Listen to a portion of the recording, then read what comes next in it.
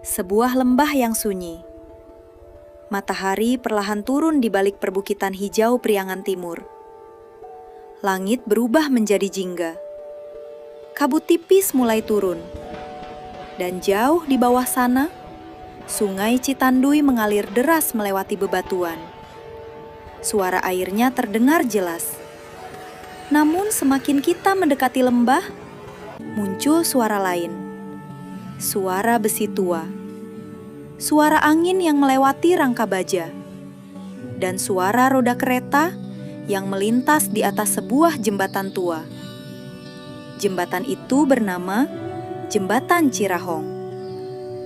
Lebih dari 1 abad telah berlalu sejak jembatan ini berdiri.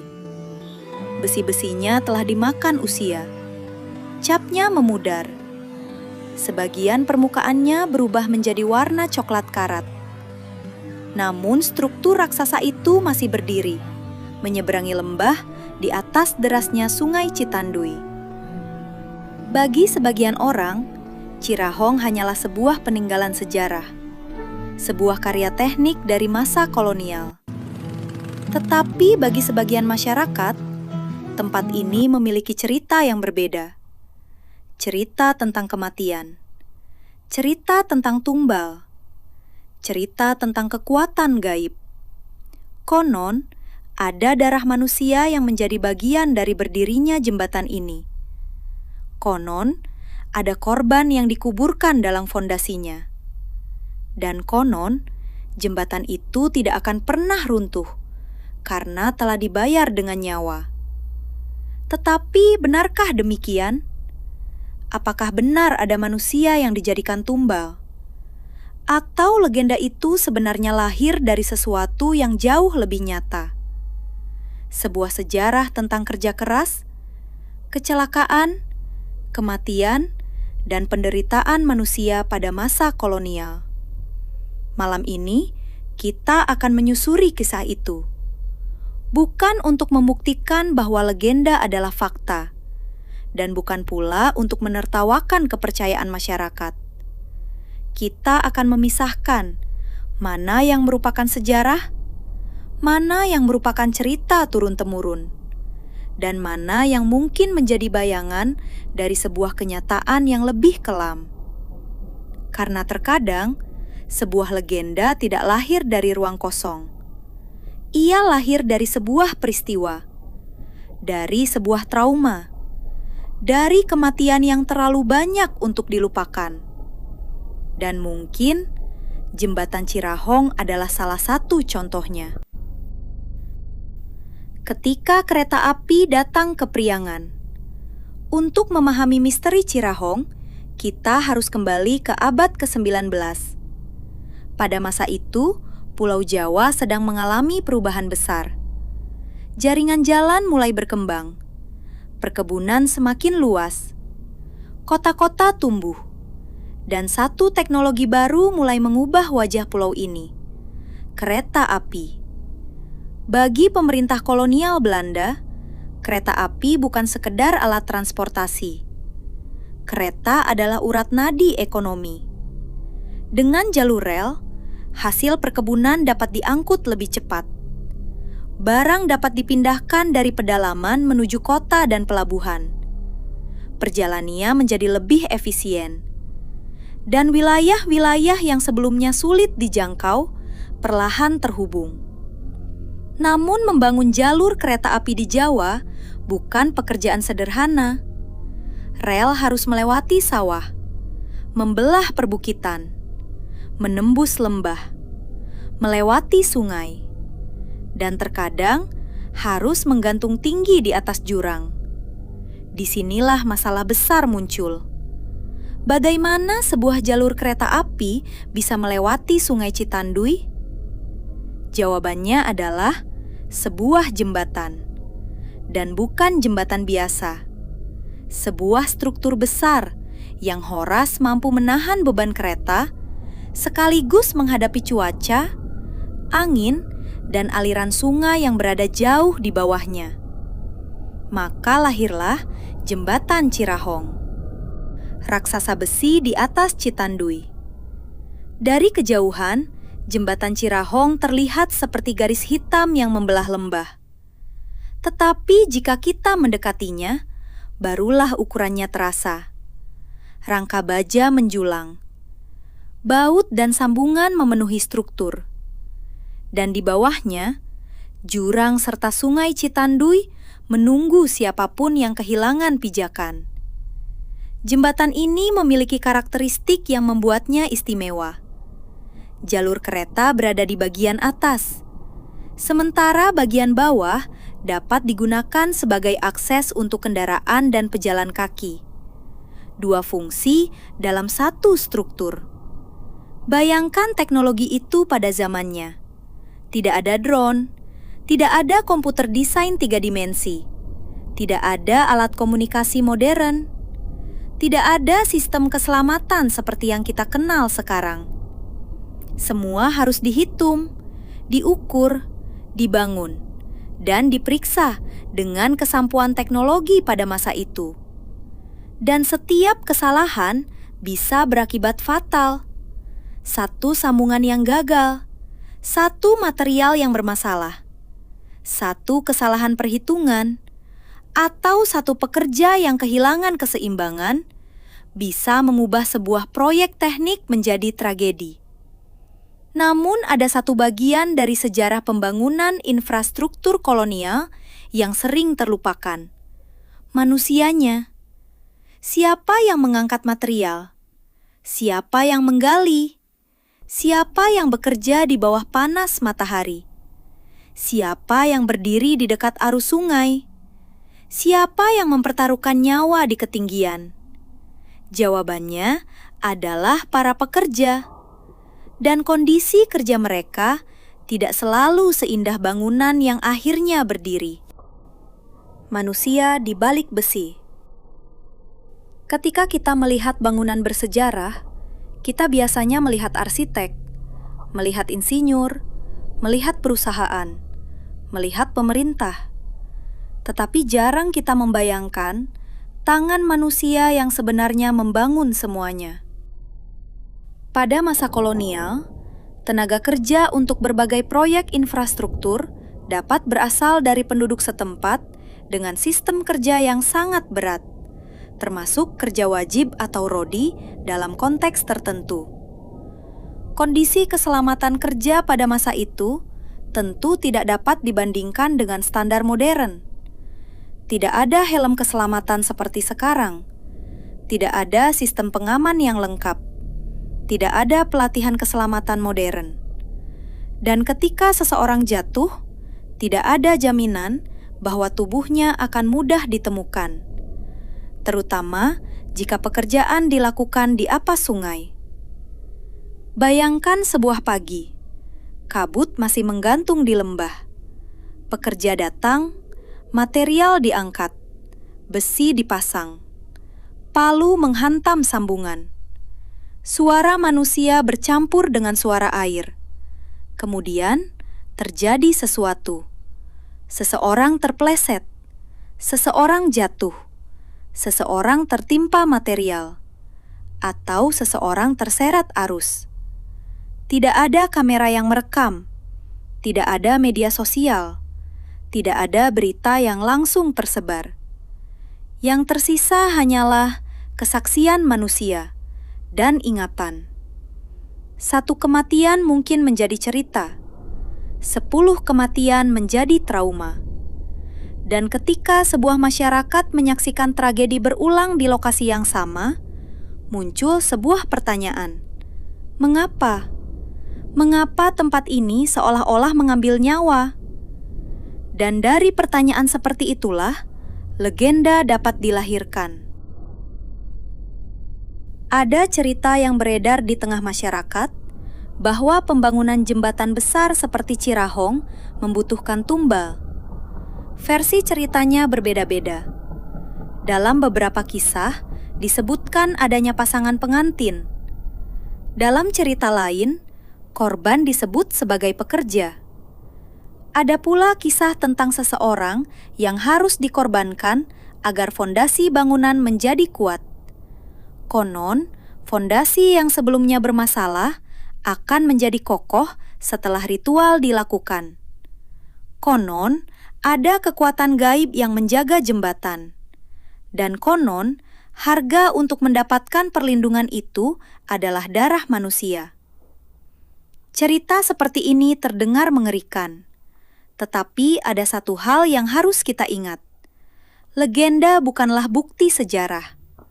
Sampai ada dokumen sejarah yang dapat diverifikasi, kita tidak bisa mengatakan bahwa tumbal manusia benar-benar terjadi di jembatan Cirahong. Namun, bukan berarti cerita tersebut tidak menarik. Justru sebaliknya. Karena pertanyaan yang lebih menarik adalah, mengapa masyarakat bisa menciptakan cerita seperti itu? Apa yang mereka lihat? Apa yang mereka dengar? Dan tragedi seperti apa yang mungkin menjadi sumbernya? Bayangkan masyarakat yang hidup di sekitar sebuah proyek besar. Mereka melihat pekerja datang. Mereka melihat besi didatangkan. Mereka melihat tanah digali. Mereka melihat bangunan perlahan muncul. Kemudian, mereka melihat kecelakaan. Mungkin seorang pekerja tidak pulang. Mungkin ada seseorang yang jatuh ke sungai. Mungkin ada jasad yang tidak segera ditemukan. Bagi kita yang hidup di zaman modern, sebuah kecelakaan memiliki penjelasan. Ada faktor manusia, ada faktor teknis, ada kondisi lingkungan, ada prosedur keselamatan yang mungkin gagal. Tetapi bagi masyarakat masa lalu, tidak semua kejadian memiliki penjelasan seperti itu. Ketika sebuah tempat terus memakan korban, tempat itu bisa dianggap memiliki karakter, memiliki penunggu, memiliki kekuatan, dan akhirnya memiliki cerita. Cerita itu kemudian diwariskan. Anak mendengarnya dari orang tua mendengarnya dari kakek dan nenek, dan generasi berikutnya menambahkan detail baru. Begitulah legenda berkembang, bukan selalu karena seseorang sengaja berbohong, tetapi karena ingatan manusia bekerja seperti itu. Satu kisah dapat berubah sedikit demi sedikit, sampai puluhan tahun kemudian, kita hanya memiliki potongan-potongan cerita. Dan ketika cerita itu sampai kepada kita, ia sudah menjadi sesuatu yang berbeda. Bab 6 misteri yang tidak berada di dalam fondasi. Jika tumbal manusia tidak terbukti, lalu apa sebenarnya misteri terbesar Cirahong? Mungkin jawabannya bukan berada di dalam fondasi. Mungkin misterinya berada pada manusia yang membangunnya. Bagaimana mereka bekerja? Bagaimana mereka hidup? Bagaimana mereka menghadapi bahaya? Dan berapa banyak penderitaan yang tidak pernah tercatat? Inilah bagian sejarah yang seringkali kalah menarik dibandingkan legenda. Kita lebih suka mendengar cerita tentang ritual, tentang sesajen, tentang makhluk gaib, tentang pengantin yang dikorbankan. Karena cerita itu memiliki ketegangan. Tetapi kenyataan tentang buruh yang bekerja berjam-jam, dengan perlindungan minim, seringkali terdengar terlalu biasa. Padahal, bisa jadi justru disitulah tragedi sebenarnya. Bukan hantu, bukan siluman, bukan tumbal, melainkan manusia yang dipaksa membayar harga pembangunan. Dan cerita tentang tumbal ternyata tidak hanya muncul di jembatan. Di berbagai wilayah Jawa, bendungan dan waduk besar juga memiliki legenda masing-masing. Sebut saja Jatiluhur, Saguling, Kedung Ombo, dan berbagai waduk lain yang muncul dalam cerita masyarakat. Versinya bermacam-macam. Ada yang berbicara tentang siluman air. Ada yang menyebut ular besar. Ada yang mengatakan bahwa terdapat penunggu di dasar waduk. Dan ada cerita yang mengatakan bahwa air membutuhkan tumbal. Ketika seseorang tenggelam, cerita itu kembali hidup. Penunggunya mengambil korban. Begitu kira-kira inti kepercayaan tersebut. Namun, apakah benar? Mari kita melihatnya dari sisi lain. Sebuah waduk bukanlah kolam renang. Di bawah permukaan yang tampak tenang, bisa terdapat kondisi yang sangat berbahaya, arus bawah, perubahan suhu, kedalaman yang tiba-tiba, tumbuhan air, material yang tenggelam, tanggul, saluran air, dan berbagai kondisi lain yang tidak selalu terlihat dari permukaan. Seseorang yang berenang terlalu jauh, bisa mengalami masalah. Seseorang yang panik bisa kehilangan tenaga. Dan seseorang yang terjebak arus belum tentu mampu kembali ke permukaan. Jadi, ketika ada orang tenggelam, penjelasan ilmiahnya sebenarnya sudah cukup. Namun masyarakat tetap membutuhkan cerita. Dan cerita tentang penunggu air terkadang justru berfungsi sebagai peringatan. Anak-anak dilarang bermain di tempat tertentu. Orang tua melarang warga berenang. Dan larangan itu disampaikan bukan melalui buku keselamatan, melainkan melalui cerita yang menakutkan. Jangan ke sana. Tempat itu ada penunggunya. Bagi anak kecil, kalimat seperti itu jauh lebih kuat daripada penjelasan tentang hidrodinamika. BAB 8 ketika sebuah desa hilang di bawah air. Tetapi ada sisi lain dari pembangunan bendungan yang jauh lebih nyata. Relokasi. Untuk membangun sebuah waduk, air harus ditampung. Dan ketika permukaan air naik, wilayah yang sebelumnya merupakan rumah manusia dapat berubah menjadi dasar waduk, rumah, sawah, jalan, pohon, tempat ibadah, bahkan makam. Dalam beberapa proyek dapat terdampak dan harus dipindahkan sesuai proses yang berlaku. Bagi pemerintah, ini adalah proyek pembangunan. Bagi insinyur, ini adalah persoalan teknis. Tetapi bagi warga, itu adalah rumah, tempat mereka dilahirkan, tempat mereka tumbuh, tempat leluhur mereka dimakamkan. Dan ketika semuanya harus ditinggalkan, yang hilang bukan hanya bangunan. Yang hilang adalah kenangan, identitas, dan hubungan dengan tanah. Disinilah mitos tumbal dapat memiliki makna yang lebih dalam. Masyarakat mungkin tidak mengatakan, proyek ini memiliki dampak sosial yang kompleks. Mereka mungkin tidak menggunakan istilah displacement.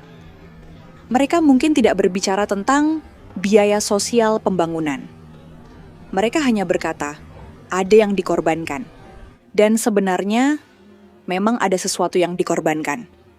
Bukan dalam arti ritual, tetapi dalam arti kehidupan sosial, tanah, rumah, mata pencaharian, dan masa lalu. Sekarang kita sampai pada pertanyaan yang paling menarik. Mengapa cerita tumbal begitu kuat? Mengapa kisah seperti ini muncul di sekitar jembatan, bendungan, gedung, jalan, dan proyek besar lainnya? Jawabannya mungkin berkaitan dengan cara manusia menghadapi ketidakpastian. Bayangkan seseorang meninggal dalam sebuah kecelakaan. Kita diberi dua pilihan. Pilihan pertama, dia meninggal karena serangkaian kondisi yang tidak terduga. Tidak ada makna, tidak ada tujuan, hanya kecelakaan. Pilihan kedua, tempat itu meminta korban. Tiba-tiba, kematian memiliki cerita. Ada alasan, ada sesuatu yang bisa disalahkan. Bagi pikiran manusia, cerita kedua seringkali terasa lebih mudah diterima. Karena manusia tidak nyaman dengan kekacauan, kita selalu mencari pola, mencari hubungan, mencari sebab. Dan ketika sesuatu terlalu sulit dijelaskan, mitos memberikan jawaban. Itulah sebabnya cerita tentang tumbal bisa bertahan selama puluhan bahkan ratusan tahun. Tetapi ada satu hal yang lebih menarik lagi. Legenda tumbal terkadang bukan hanya cerita tentang makhluk gaib. Ia bisa menjadi kritik terhadap kekuasaan. Bayangkan sebuah proyek besar datang ke sebuah daerah. Tanah berubah, jalan dibangun, sungai dibendung, kereta mulai berjalan. Tetapi orang-orang yang tinggal di sekitar proyek belum tentu langsung menikmati hasilnya. Sebagian mungkin tetap miskin, sebagian kehilangan tanah, sebagian kehilangan pekerjaan lama, sebagian harus beradaptasi dengan dunia baru. Maka muncullah pertanyaan, siapa yang sebenarnya menikmati kemajuan? Dan siapa yang membayar harganya? Disinilah istilah tumbal menjadi sangat kuat. Bukan tumbal dalam pengertian ritual, tetapi tumbal sebagai metafora. Pembangunan membutuhkan biaya, dan biaya itu tidak selalu berupa uang. Kadang-kadang, biayanya adalah waktu, keringat, tanah, air mata, bahkan kehidupan manusia. Kita kembali ke jembatan Cirahong. Bayangkan suasananya ketika malam tiba. Lampu-lampu terlihat dari kejauhan. Angin bergerak melewati rangka baja. Sungai Citanduy tetap mengalir. Tidak peduli apakah manusia datang atau pergi. Tidak peduli apakah sebuah kerajaan runtuh atau sebuah pemerintahan berganti, air tetap bergerak. Dan jembatan tetap berdiri, lebih dari 100 tahun. Besi yang dahulu baru, kini telah menjadi bagian dari lanskap. Kereta yang melintas di atasnya membawa penumpang yang mungkin tidak pernah mengetahui sejarah tempat tersebut. Mereka mungkin melihat jendela, melihat lembah, melihat sungai. Kemudian perjalanan berlanjut. Sementara di bawah, sejarah masih diam. Dan mungkin itulah yang membuat tempat ini terasa menyeramkan. Bukan karena kita tahu ada hantu, tetapi karena kita tahu bahwa setiap jengkal tempat itu memiliki sejarah manusia. Satu hari di masa lalu. Sekarang, mari kita bayangkan sebuah adegan. Ini bukan catatan sejarah tentang seorang individu tertentu. Ini hanyalah rekonstruksi untuk membayangkan bagaimana beratnya pekerjaan di masa itu. Bayangkan seorang pekerja datang sebelum matahari tinggi. Udara pagi masih dingin. Kabut menutupi sebagian lembah. Ia melihat rangka besi yang menjulang. Hari itu, ia tahu pekerjaannya belum selesai. Ia mengangkat material, memindahkannya, bekerja bersama orang lain. Mungkin ia memikirkan keluarganya. Mungkin ia membayangkan makanan malam. Mungkin ia hanya ingin pekerjaan hari itu selesai. Kemudian terdengar suara keras. Sebuah material jatuh. Semua orang berhenti, beberapa orang berlari, ada seseorang yang terluka. Pekerjaan berhenti sejenak. Tetapi proyek harus terus berjalan. Karena di balik proyek itu, ada target, ada jadwal, ada kepentingan ekonomi, dan ada kekuasaan. Besok, mereka kembali bekerja. Inilah gambaran yang sering hilang dari sejarah pembangunan. Bangunan selesai, tetapi manusia yang membangunnya tidak selalu ikut dikenang. Jadi, setelah semua cerita ini, apa jawabannya? Apakah benar ada manusia yang ditanam hidup-hidup di fondasi jembatan Cirahong? Jawaban yang paling jujur adalah, kita tidak boleh mengubah legenda menjadi fakta tanpa bukti sejarah yang kuat. Cerita tersebut dapat dibahas sebagai legenda lokal, dapat ditelusuri sebagai bagian dari folklore. Tetapi klaim tentang ritual tumbal manusia harus diperlakukan dengan hati-hati.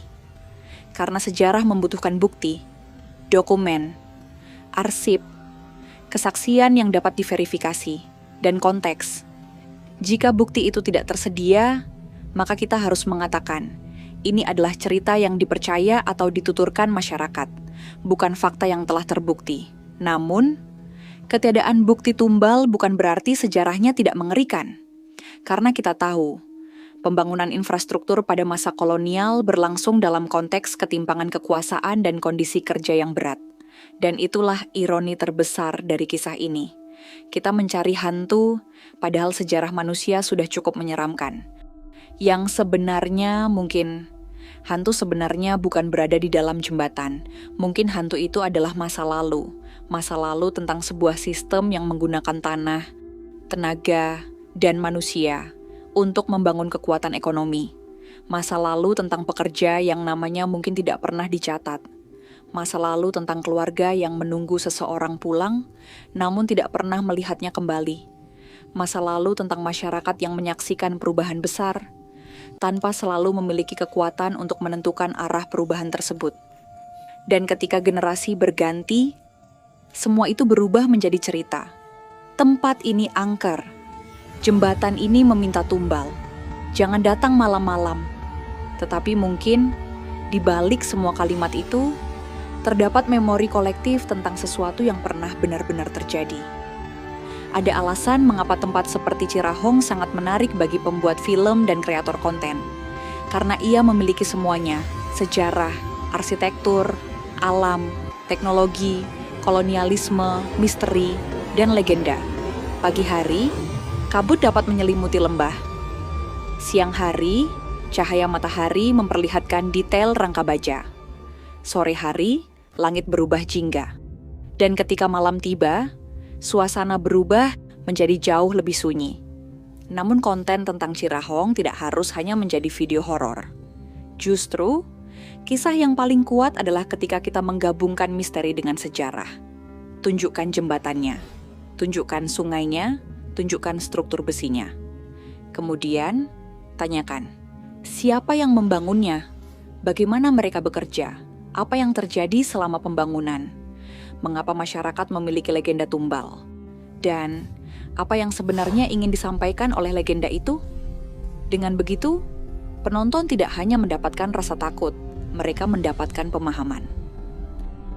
Kita sering berpikir bahwa mitos dan fakta adalah dua dunia yang sepenuhnya berbeda. Tetapi dalam sejarah masyarakat, keduanya terkadang berjalan berdampingan. Fakta mengatakan, sebuah jembatan dibangun.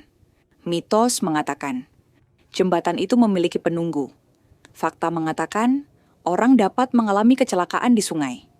Mitos mengatakan, sungai mengambil tumbal. Fakta mengatakan, sebuah bendungan dapat menyebabkan relokasi. Mitos mengatakan, air meminta korban. Dua cerita itu berbeda, tetapi keduanya bisa lahir dari pengalaman manusia yang sama. Ketakutan, kehilangan, ketidakpastian, dan kebutuhan untuk memahami sesuatu yang lebih besar daripada diri sendiri. Karena itu, kita tidak perlu memilih antara menghormati budaya lokal dan menghormati fakta sejarah. Kita bisa melakukan keduanya. Kita bisa mengatakan, ini adalah legenda. Sambil tetap bertanya, mengapa legenda itu muncul? Pertanyaan kedua seringkali jauh lebih menarik. Coba bayangkan kembali tempat itu. Malam, tidak ada suara kendaraan, tidak ada keramaian, hanya angin. Besi tua dan sungai Citandoy. Air bergerak tanpa henti. Mungkin ratusan tahun lalu, orang-orang berdiri di tempat yang sama. Mungkin mereka melihat proyek besar. Mungkin mereka takut. Mungkin mereka kagum. Mungkin mereka kehilangan seseorang. Dan mungkin mereka menceritakan apa yang mereka lihat kepada anak-anak mereka. Kemudian, anak-anak itu tumbuh. Mereka menceritakannya lagi dan lagi. Sampai cerita itu menjadi legenda. Satu generasi, kemudian generasi berikutnya, hingga akhirnya kita yang hidup di zaman modern mendengarnya kembali. Tetapi ada satu hal yang tidak berubah. Sungai, ia masih mengalir. Jembatan masih berdiri. Dan masa lalu masih meninggalkan jejaknya. Kita sering melihat pembangunan sebagai sesuatu yang positif. Jalan membuat perjalanan lebih cepat. Kereta menghubungkan kota. Bendungan menghasilkan manfaat bagi banyak orang. Jembatan menghubungkan dua sisi yang sebelumnya terpisah. Semua itu benar.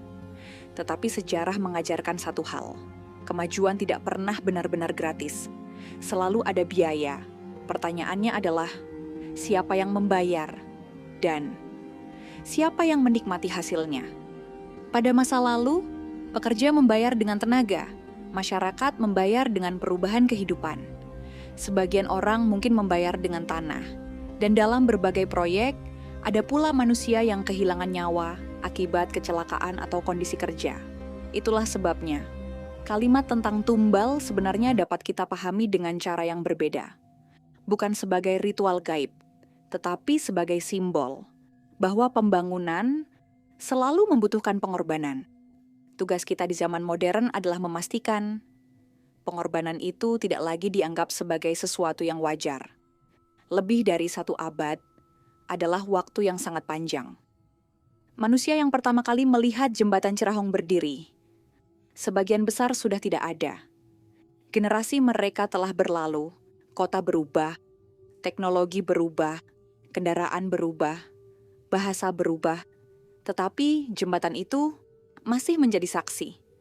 Ia menyaksikan kereta datang dan pergi, menyaksikan musim hujan, menyaksikan musim kemarau, menyaksikan sungai naik, kemudian surut, menyaksikan masyarakat berubah, dan mungkin tanpa suara, ia menyimpan kisah orang-orang yang pernah bekerja di sana. Kita tidak bisa bertanya kepada mereka, tidak bisa mendengar suara mereka, tidak bisa mengetahui seluruh cerita mereka. Yang tersisa hanyalah struktur, arsip yang mungkin terbatas, dan cerita yang diwariskan. Mungkin pertanyaan ini akan selalu muncul. Apakah jembatan Cirahong angker?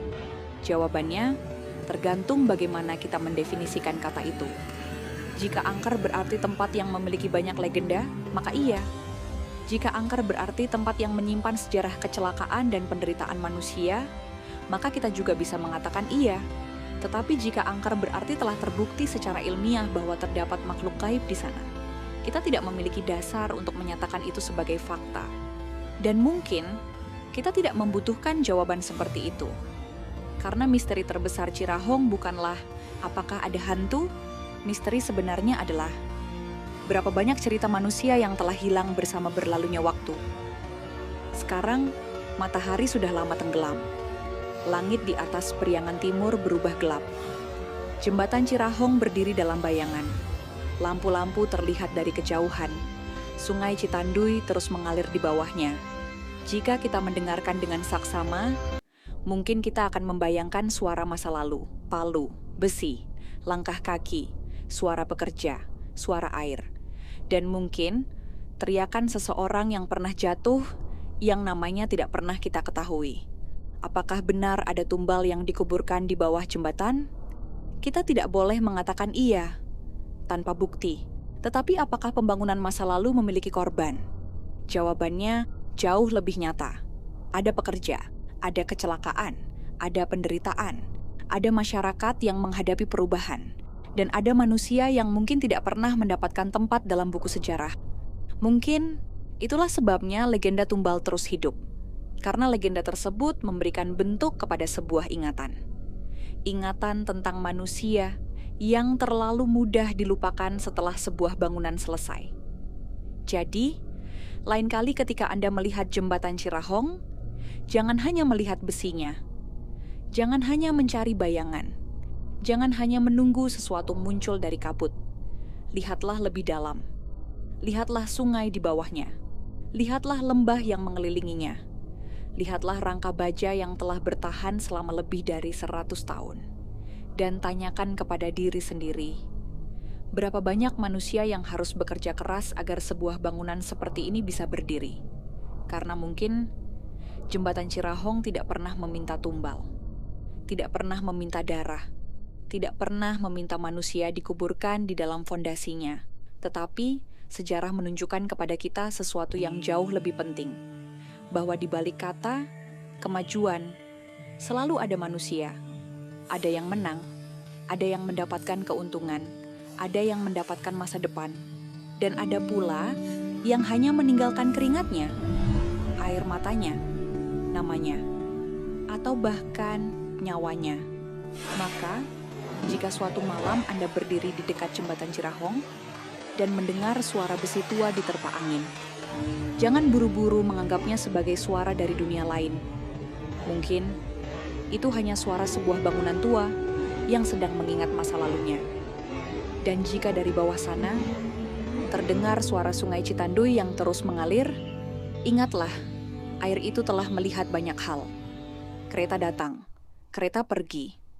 Manusia lahir, manusia meninggal, pemerintahan berganti, zaman berubah, tetapi sungai yang tetap mengalir, dan jembatan Cirahong tetap berdiri. Sebagai saksi bisu bahwa sebuah peradaban dapat membangun sesuatu yang begitu megah, namun terkadang baru setelah puluhan tahun berlalu, kita mulai bertanya tentang harga yang sebenarnya. Mungkin itulah misteri terbesar Cirahong.